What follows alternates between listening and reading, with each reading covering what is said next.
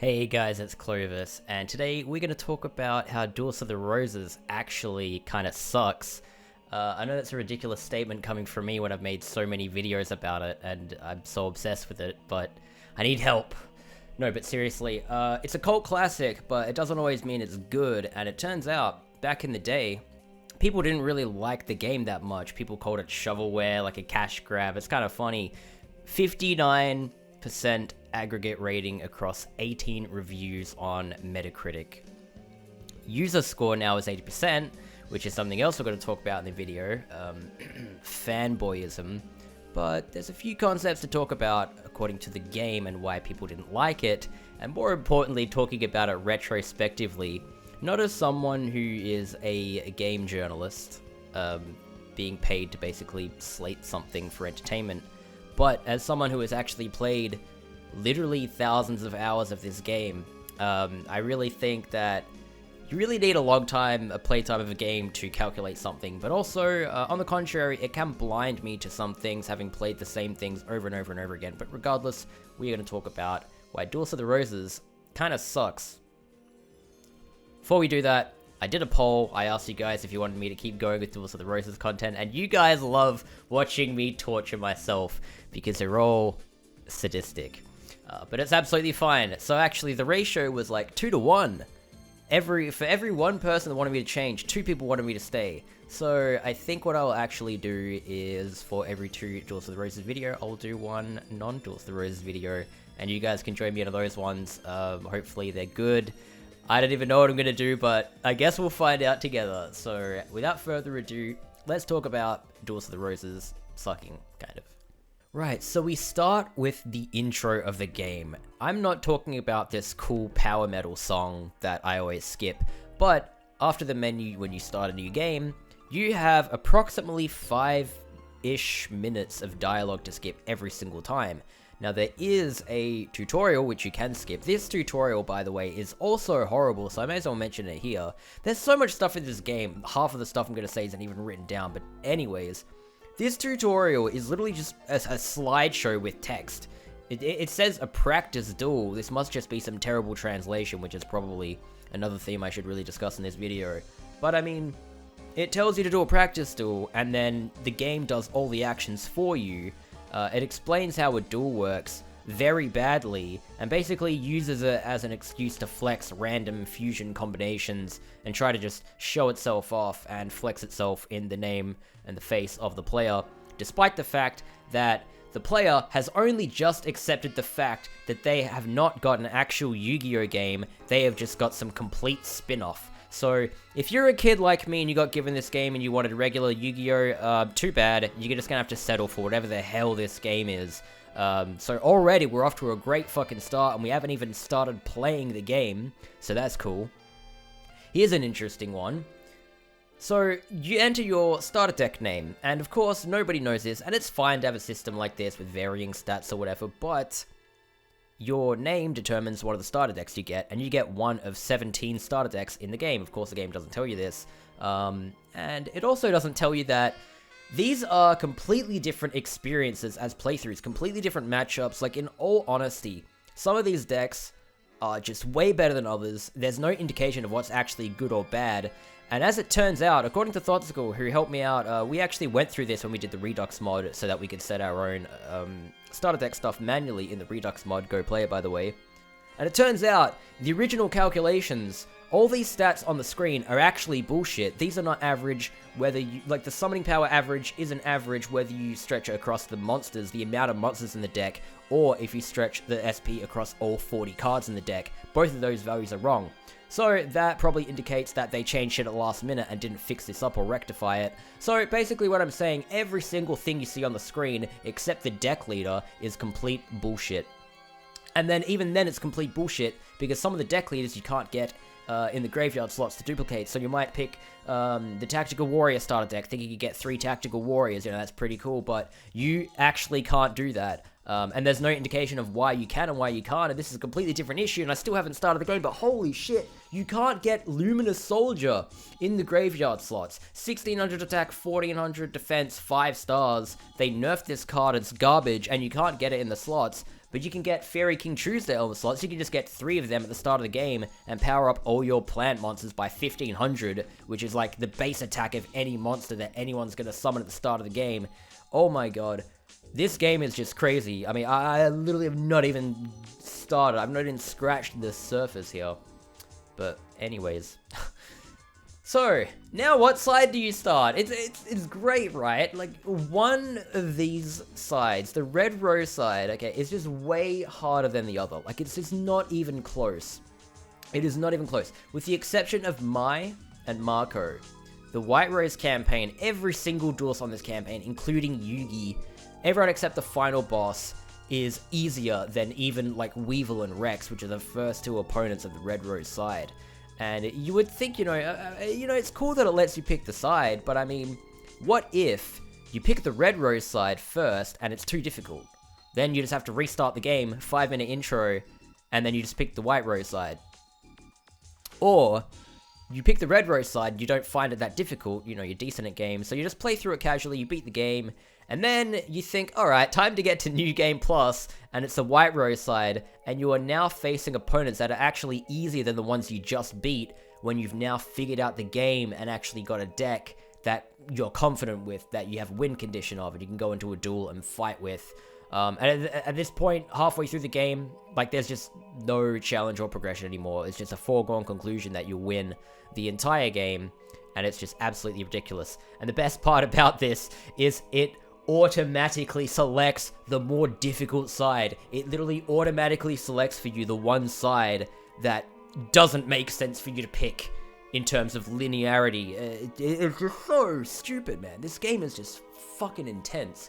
Alright, so where are we on this thing? We're getting carried away here, but I swear to God, I am on track here, right? Alright, so this actually, yeah, this ties on to the fact that this game is kind of too difficult for who it's made for. It shouldn't be this way, but it's just the way that things panned out, right? So, let's talk about Yu-Gi-Oh! For a little second, you know, the uncensored stuff, you know, it's got all, like, the cleavage, and the hexagrams and pentagrams and all that occult shit.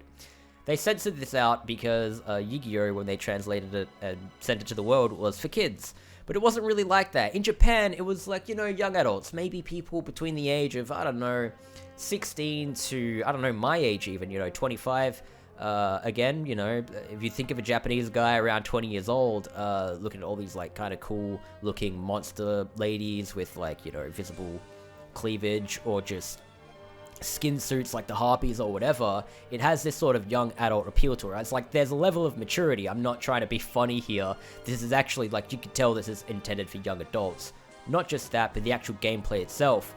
Not only does this assume that you're, like, you know, older teenagers, so you've played games before and you have experience with video games and problem solving, and you can kind of figure this out, but also the fact that it kind of assumes you're a Japanese 20-year-old or so, in that you have experience playing turn-based games such as Final Fantasy and whatever else was available back then. I'm not sure if Fire Emblem was, but anyway, you get my point. Not to say nobody played Final Fantasy in America, of course. America did like these games, but this game ended up being marketed for children. Like, so this game that's intended for, like, 20-year-old, almost grizzled veteran gamers, you know, with actual experience in turn-based strategy, they just shoveled this game to 8-year-old kids that wouldn't have played anything except fucking Ratchet and Clank at the time because it was 2002 and you had a PS2.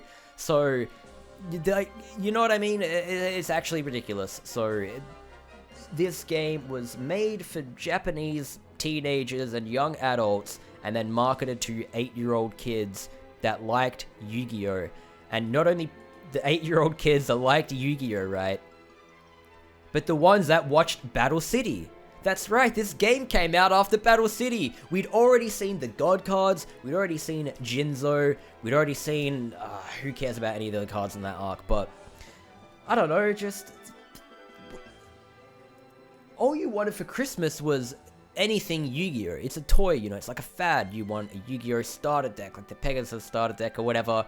And then there's this Yu-Gi-Oh PS2 game. It's like just two of the best things colliding ever. It's just the PlayStation 2 and Yu-Gi-Oh. What could go wrong? What could possibly go wrong? Right? Oh my god, what could possibly go wrong? Well, a lot of things could go wrong, apparently. So, yeah, you get the cards, right, that come with the game, the Magnet Warriors, and then you keep playing the game and you duel Yu-Gi-Oh! Like 5 to 10 times. As an 8-year-old kid, you have to accept the fact that this game does not have the cards that came bundled with it that you bought the game for, essentially. Not only does it not have the Magnet Warriors, but it doesn't have any of the God cards. It doesn't have Marek, you know. It doesn't have any of this shit. It doesn't have the Seal of Orichalcos, man. I wanted to seal people's souls. Jesus. Moving on. So, something to talk about quite transparently is, you know, there's not a lot of details about this game, but it's pretty obvious that the game has a compromised development, because there were just some details in the game that are completely rushed, and then other details that actually kind of overachieve and overperform and shouldn't be understated. We talk about the focus on the visual models and particle effects in this game. So, the actual, like, I'm pretty sure at least 95% of this game's files are just all of the models, media, sound effects, particle effects, all the 3D models and everything, and their animations would have taken up so much space and time and effort and resources. And I actually kind of learnt this from Gran Turismo making of, and getting an insight into the offices there. Just, you know, imagining just the amount of people that slept under their desk every single night and slaved away for months and months and months just to make these high detailed models. That really gave me a perspective of how much time they would have spent on this game, considering there are literally like over 600 monster models. I know they did the palette swapping for some of them, but with all due respect, and even for the uglier looking monsters, they did a great job making all of these look quite good, especially considering this was almost like a launch window PlayStation 2 title. Maybe outside of it, but considering it was so early, and you look at the game, you look at the menus and everything, and it's so bizarre. The contrast between these PlayStation 1 menus that are straight out of like any PS1 Konami game, like Symphony of the Night. You go look at the Symphony of the Night menu and back at this, and it's the same thing with a different skin, really. You look at that, you look at the overworld, you even look at the map and the low texture level of everything, and it's not a big deal to me because, you know, the game runs very good, at least the NTSC versions.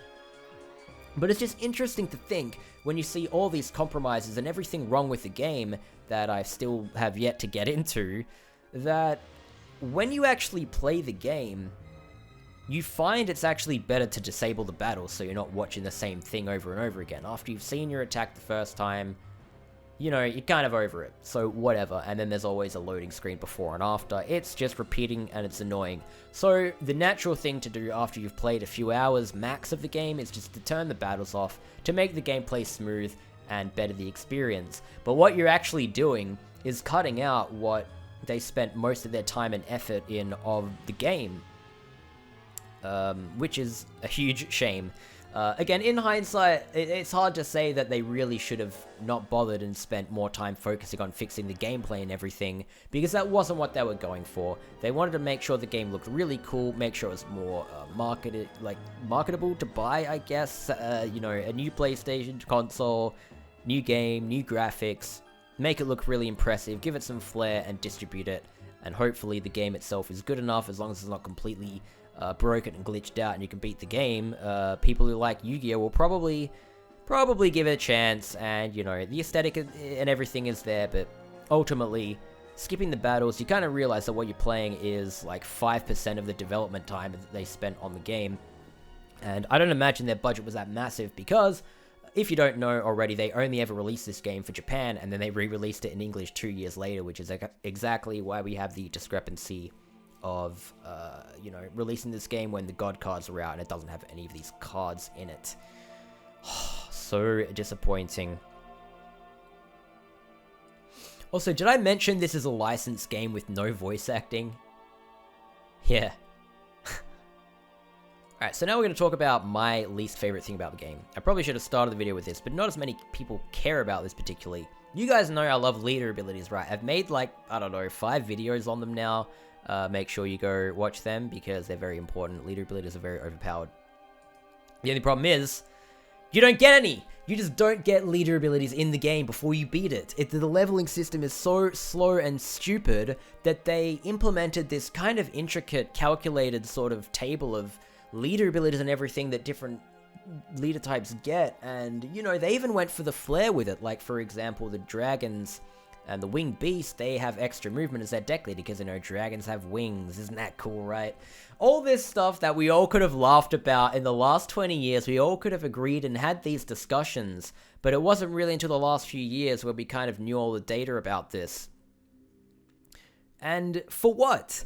So they implemented this whole leader ability system. They even advertise it on the back of the case, the new deck leader system and all this, and they're really proud of it. But you beat the game and you've ranked up 1 time on your deck leader. It's so stupid. If you don't believe me, play the game.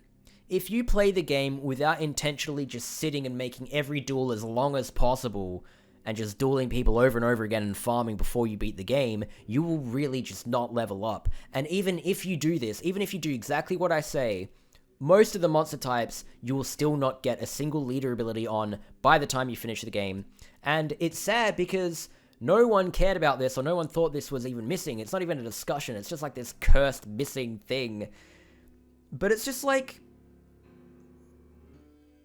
you don't need leader abilities to beat the game. Like, so what's the point of leveling up your monster when it takes so fucking long? If you don't believe how long it takes me, I've literally timed this a while ago. I think I deleted the video because I'm cuckoo sometimes. But I've never been able to level up, I shit you not, using the optimal method, trying as fast as possible with a timer. It is not possible to level up a monster from nothing to max in less than 5.5 hours using the most optimal possible grinding method. And this is one monster. I'm gonna just go through this text that I sent to someone. To contextualize ranking in the game, in a casual playthrough, you will likely not get past second rank, blah blah blah blah blah. But that's the second out of 12 total ranks, and each rank is longer than the previous one to get. So yeah, it takes about 5.5 hours, maybe 5 hours, 40 minutes to get the max rank from nothing. And that's literally just by having 5 of the same monster face up and just skipping turns. That is literally the fastest way to level up in the game according, like, to time-wise. Like, oh, and you should not do this. You should not have to do this, because this requires pressing start for about 5.5 hours. Like, you just flip 5 monsters up and you just press start 95 to 99 times. You just do that, and then when the counter runs down, you just go back in the duel and do it again, and you literally just do this for 5.5 hours, and then you get your max rank on one monster. So, oh, jeez, like, I just can't believe it. I just can't believe it. If you imagine, if you leveled up all 681 monsters in the game using the fastest possible method, which is actually not possible with every single monster, because that involves fusing cards and dumping them to the graveyard, which levels down monsters from the max rank, because the max rank doesn't have a threshold. It's just one single value that you can only drop down from. It would take you 3,859 hours minimum of pressing start over and over and over again, in addition to all the other setup to rank up every single monster in the game. Which is a really long time. Like, yeah. Anyway.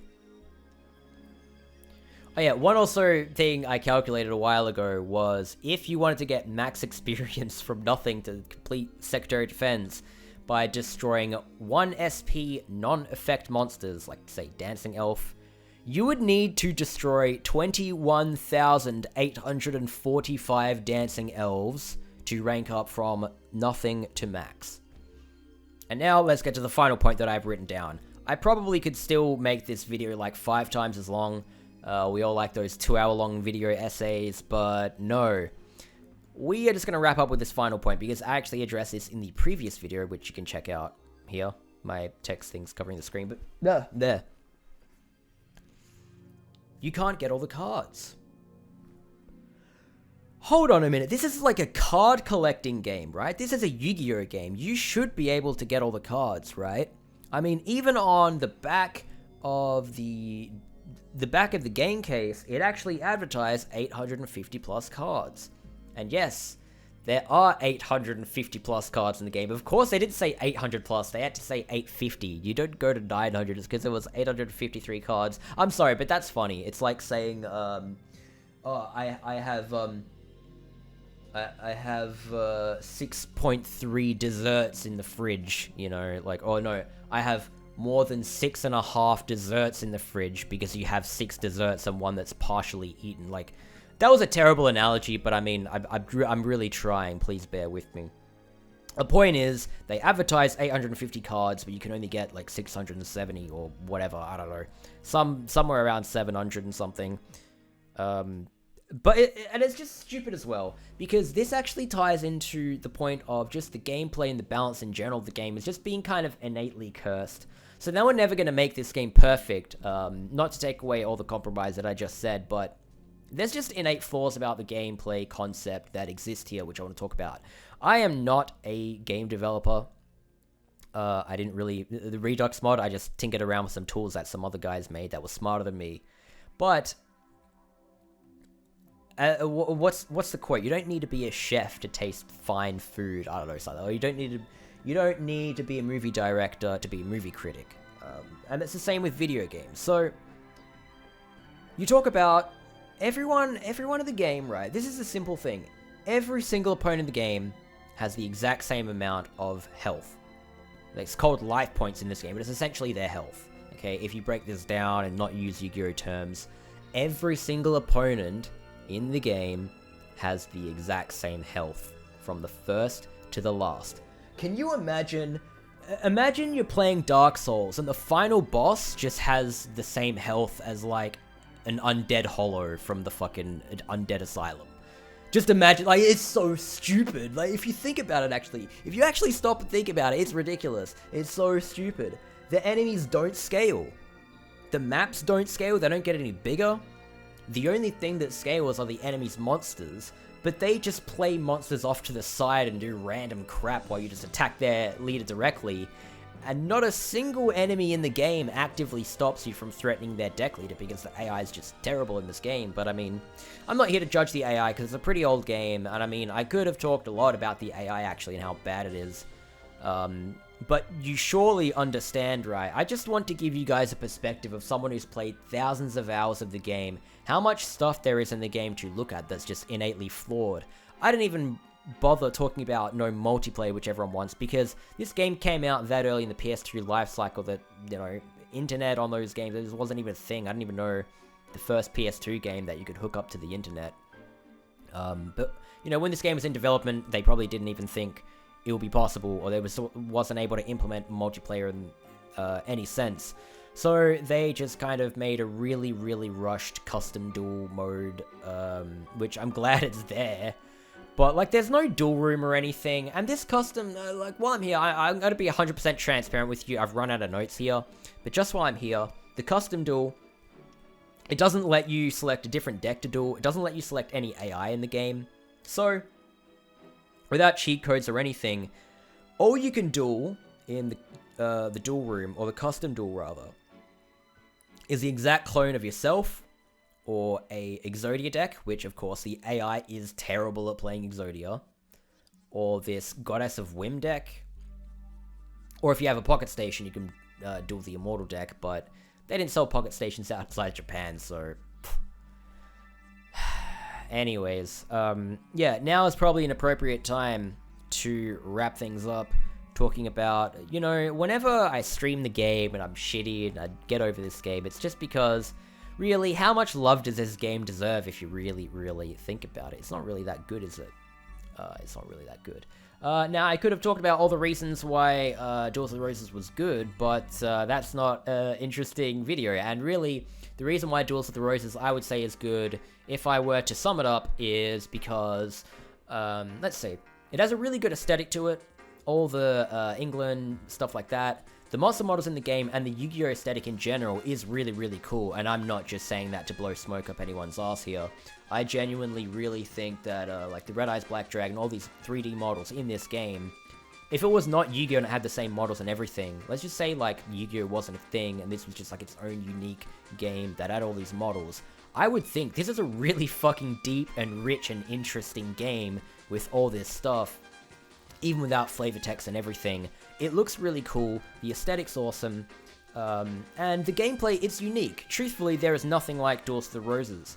The closest thing I can think about it is just like, there's games like Fire Emblem, there's also stuff like Final Fantasy Tactics, but these games might be a bit more similar to, I don't know, Capture Monster Colosseum, which I haven't really played, so maybe you can tell me in the comments if that's, or you can just leave a comment, like the video anyway, because, yeah, you don't actually have to do that. But anyways, Divinity Original Sin 2.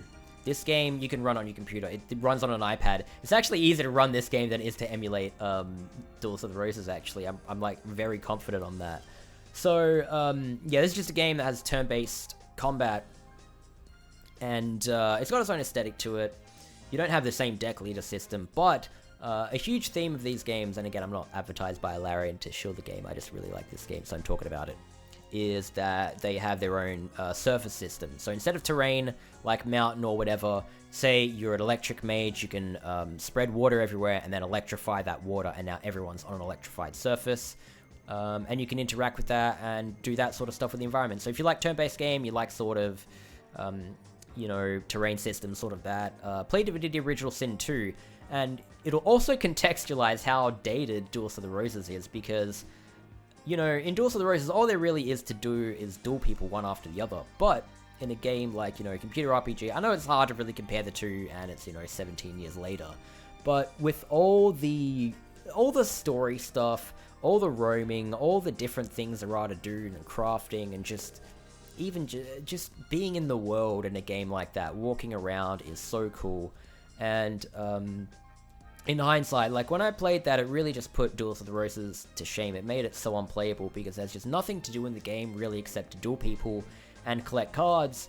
And in summary, that's a bit of a problem when the duels are all very stale and boring and not constructed very well.